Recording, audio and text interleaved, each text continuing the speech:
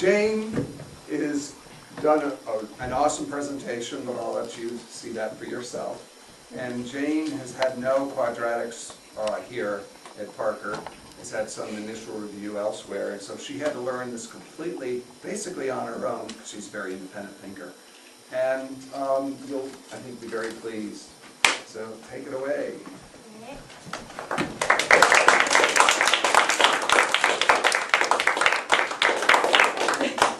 Okay, welcome to my Division II MST Gateway, also my first gateway ever.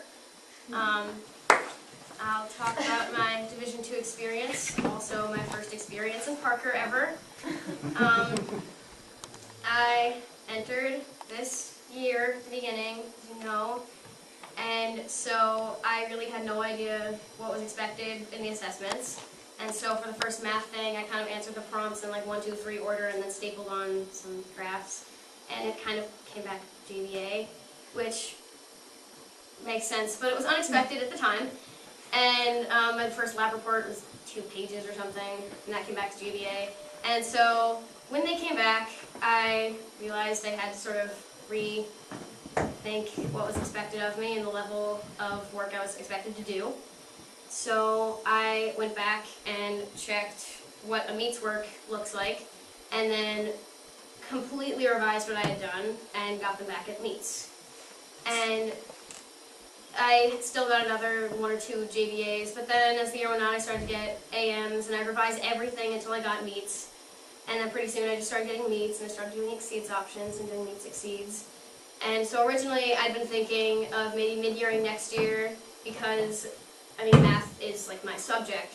But I was sort of thinking, give myself time to sort of get adjusted to Parker. But as the year went on, I saw that I didn't need as long as I thought I did to adapt, and so I decided to gateway at the end of the year. And here I am, gatewaying at the end of the year.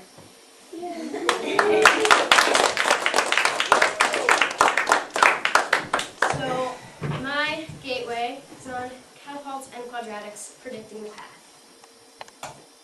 My research question was, how could the path of a ball fired from a catapult be predicted before it actually fired the catapult to see where it would be in the air?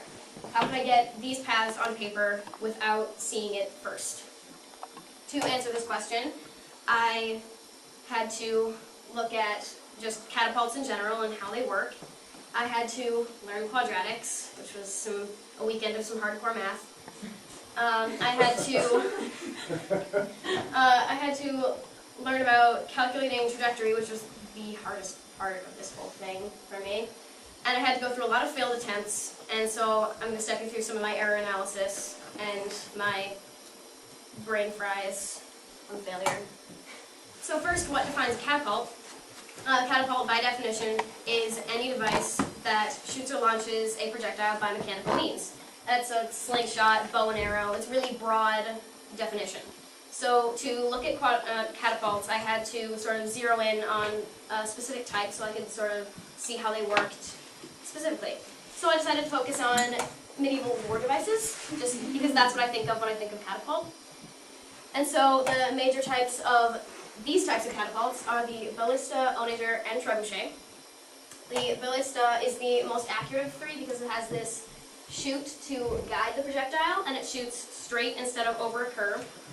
It's powered by torsion, which you can see clear in the next catapult, but it's when there are twisted ropes, and when you pull back, it twists them just a little bit more, so when you let go, they try to untwist, and it sends the object flying. The ballista specifically was pretty much a giant crossbow, and so it fired huge darts and arrows to skewer enemies. Pleasant. The onager, also the mangonel, the only difference is the onager has a sling, and the mangonel, they decided to replace that with a bucket, but it's the same thing. It was best for long distance, and it was also most commonly used. It could fire heavier objects than the ballista, and it was also powered by torsion, which you can see more clearly here. The ropes are twisted, you pull it back by cranking the thing, and then you chop the rope and it flies forward, sending whatever's in the bucket or sling away at the enemy. The trebuchet is the strongest of the 3 because it's powered by gravity. It's just a huge counterweight on one end and the projectile on the other, and it's a giant lever. It fired rocks, darts, hot tar, anything, and it would reduce castles and cities to rubble.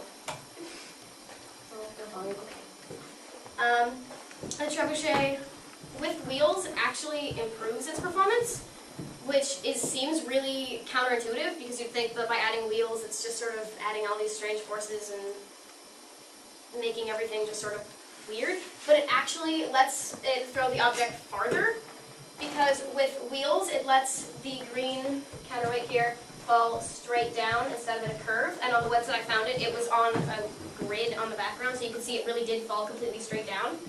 And by letting it fall straight down, it increases the acceleration of the throwing arm, and it lets it throw farther. Having a swinging counterweight has the same effect.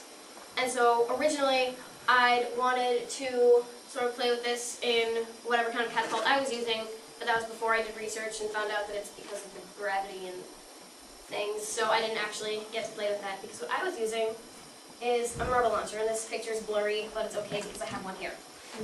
And it's just powered by a spring. You pull the little knob, it compresses the spring, you let go, and it fires the little marble. And so that part was, nice and simple, very straightforward. And so then I had to move on to figure out how it would move through the air, which means we're dealing with calculations, which means math time.